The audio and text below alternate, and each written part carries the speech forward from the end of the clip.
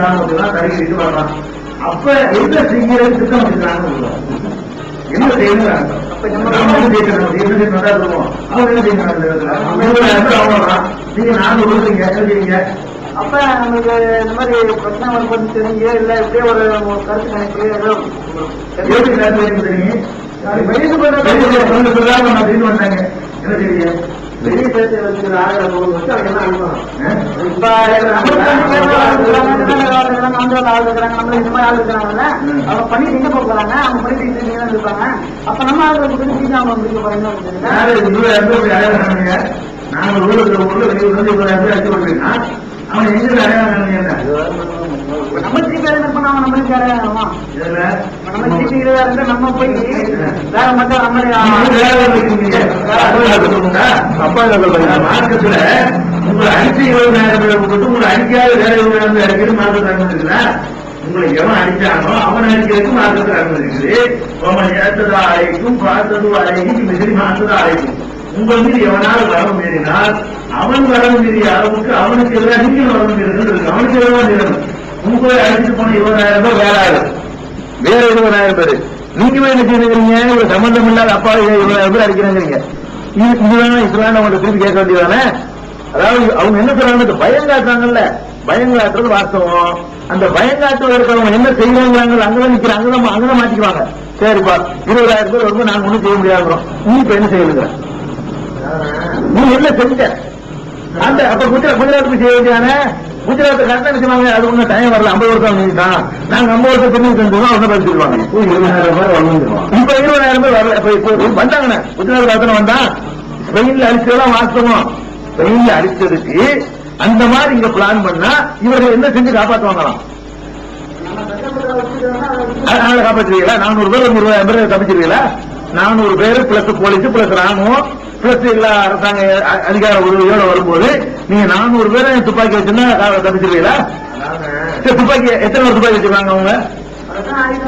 1000 வச்சிருக்காங்களாமா?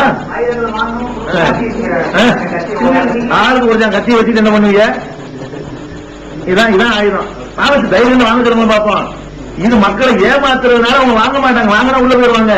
அது மக்களை நம்மளோட மட்டும் ஏமாத்திக்கிறது. கவர்மெண்ட் பார்த்தானா ஒண்ணுமே அவங்க வெட்டு இது பத்திரிக்கை வைக்கிறதுக்காக உண்டாக்குன கூட்டம், வேற ஒண்ணுமே அவங்க கணக்கு பண்ணி வச்சிருக்கலாம். இதை வச்சு என்ன பண்ண போறாங்க, கராத்தையும் கும்பகோணம் சொல்லி கொடுத்தோம். உங்க காப்பா 400 பேர் வந்து 20,000 பேர் தற்காத்துருவானா? ஒரு துப்பாக்கி வாங்கி வச்சிருந்தா ஒன்றும் சொல்லி அவங்க வச்சுக்கிறாங்களே, எங்களை போலீஸ் கண்காணிக்கிறாங்க, ஏதாவது பண்றோமா, எங்களை பிடிக்கிறான்னு அர்த்தம். உங்களை ஏமாத்துறது சொல்லலாம்னு கலெக்டர் வாங்கி வச்சிருந்தாங்க. மக்களை ஏமாத்துறதுக்கு பண்ணாங்களே தவிர இது 1ஆம் நம்பர் பயந்தாங்குடி கூட்டம். தன்னை யார் காட்டிக் கொள்ளவில்லையோ அவர்கள் ஒண்ணுமே பண்ண மாட்டார்கள். தான் வந்து எந்த தியாகத்துக்கு தயார தலைவன் முன்னாடி வந்தா தான் அவர்களால் செய்ய முடியும் நினைச்சிருக்காங்க. அவ்வளவுதானங்க. காயல் படத்துல கலவரம் நடந்துச்சு. காயல் படத்துல அவங்க இருக்கிறாங்க, அந்த குரூப் கொஞ்சம் என்ன பண்ணாங்க, யார் போய் நின்றா ஆஸ்பத்திரி அட்டாக் பண்ணாரு. இப்ப போன வருஷம் உங்களை போட்டுருந்தவன் ஆஸ்பத்திரியில் அட்டாக் பண்ணும்போது யார் போய் நின்றா? காமமுகப்புல இருந்து அடி வாங்கினாங்க. அடி வாங்கினா அடி கொடுத்து வரட்டினாங்க.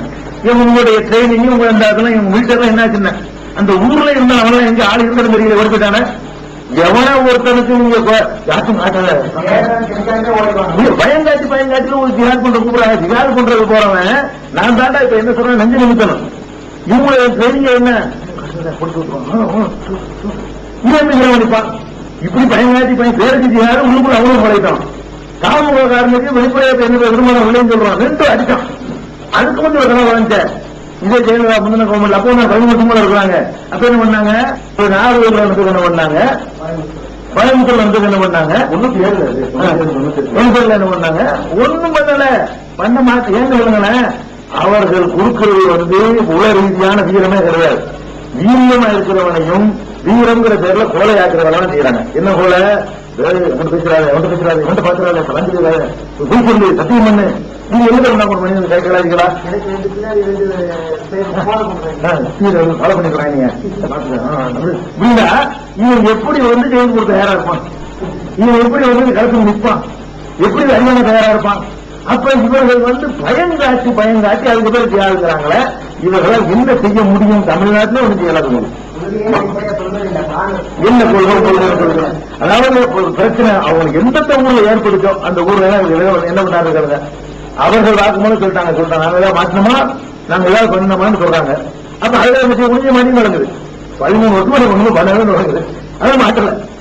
விஜய் போச்சா குறுகிய கால திட்டம், குறுகிய மன திட்டம்னா அது நீண்ட கால திட்டமா ஒரு திட்டம் இல்லாதவர்கள் பின்னால எப்படி போறீங்க? நாளைக்கே பாபர் மசீதை கொடுத்துட்டா இந்த இயக்கமே சமைத்து போயிடும்.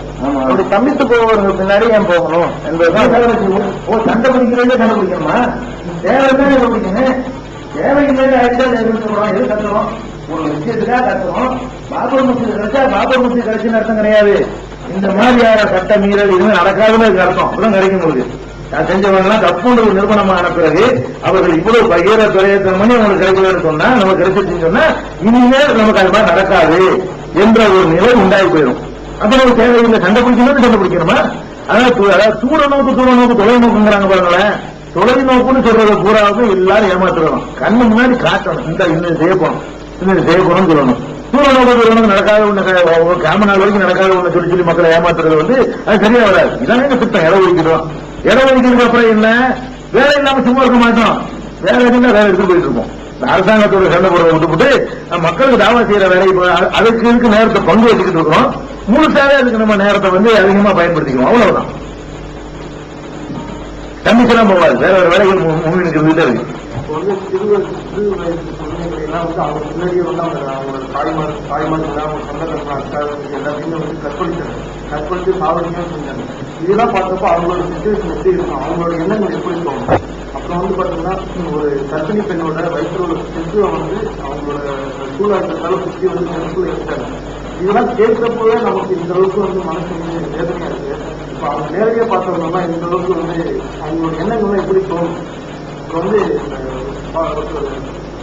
தாலிபான் 74 வயசு அவங்க ஃபேமிலியை பாத்தீங்கன்னா பெரிய ஃபேமிலி. அவங்க கடைசியில பாத்தீங்கன்னா ஒரு 30 பேராச்சும் இருந்திருப்பாங்க ஃபேமிலி, பெரிய ஃபேமிலி. அவங்க முடிஞ்சது 2 பேர், ஒரு பேரனா அவங்க தான் செஞ்சாங்க. இப்ப இவங்களோட எண்ணங்கள்லாம் எப்படி இருக்கும்? இப்போ இஸ்லாத்தின் அடிப்படையில் இவங்க கட்டுப்பாட்டுக்குள்ள இஸ்லாத்தின் கட்டுப்பாட்டுக்குள்ள இருக்கு அவங்க செயல்படுறது இருக்குல்ல. இப்போ இவங்க செயல்படுறது எப்படி செயல்படுவாங்க? மனசு ஆரம்பம், நம்ம செயல்கள் மனசு ஆரம்பம். இந்த மாதிரி செஞ்சுக்கிட்டே இருந்தாச்சு எப்பதான் அவங்களுக்கு தடை இருக்கு. அவங்களுக்கு நம்ம செய்யறவங்களுக்கு எதிர்ப்பு எப்பதான் நம்ம செய்யணும். அந்த கேள்விக்கு அதே இப்ப தமிழ்நாடு சுற்றுப்பயணம் சொல்லிடுறீங்க. கல்வி நம்பர் பண்ண போய் தமிழ்நாடு எவ்வளவு பரவாயில்ல. இன்னைக்கு நம்ம முகத்தை பார்த்துட்டு இவன் ஒரு முஸ்லீம், இவன் தீவிரவாதி நினைக்கக்கூடிய அளவு கூட பேசிட்டு இருக்கிறாங்க. பஸ்ல ரோட்ல நம்ம பார்த்துட்டு இருக்கோம். இது விட்டாதான் தெரிஞ்சு போயிடும். எப்ப தப்பு எப்படி அதே மாதிரி பாத்தீங்கன்னா இப்போ இவங்களே சொல்றாங்க. இது குஜராத்ல நடந்தது ஒரு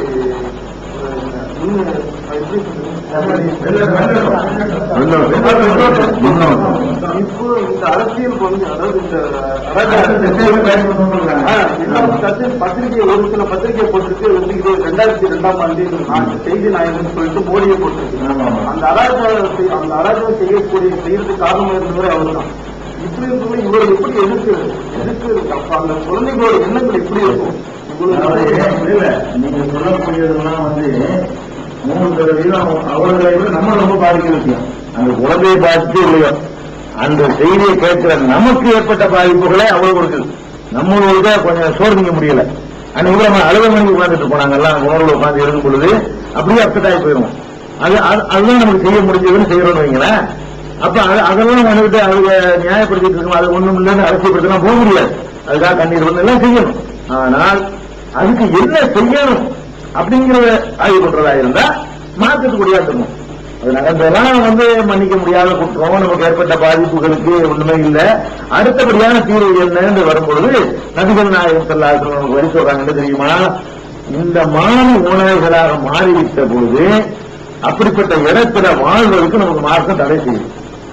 எந்த அளவு தடை செய்யுதுன்னு கேட்டா அவர்களுக்கு மத்தியில இருந்து நீங்கள் வணக்கம் புரிந்தால் வணக்கம் ஏற்றுக்கொள்ளப்படாதுன்னு சொல்றாங்க.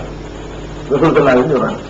அப்ப இந்த எங்க அறிவாங்கிருக்காங்க நீங்க பாத்தீங்கன்னா அவர்கள் ரொம்ப வித்தியாசத்தியா இருக்கிற இடத்துல இவன் போய் 10 கூட கட்டி உட்காந்துருக்கான். அவன் 10,000 பேர் இருக்கிறான். 10,000 பேர்ல 5,000 பேருக்கு மேல வெளிப்பிடிச்சவனா இருக்கான். அப்படிப்பட்டவர்கள் இருக்கிற ஒரு இடத்துல 10 பேர் போய் வாழ்வதற்கு இஸ்லாத்தில் அனுமதி இருக்கிறதா? அனுமதி இல்லை.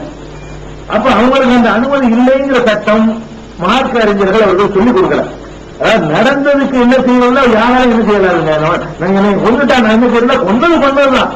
நாளைக்கு நடக்காம இருக்கிறத பத்தான் இப்ப நம்ம யோசிக்கணுமே தவிர, நடந்தது குழந்தை சொல்லிடுவோம் நமக்கு. அந்த குழந்தையுடைய தரப்பா தாயை நம்ம ஏதாவது செஞ்சிட முடியுமா, காப்பாற்றிட முடியும், நமக்கு முடியாது. அப்ப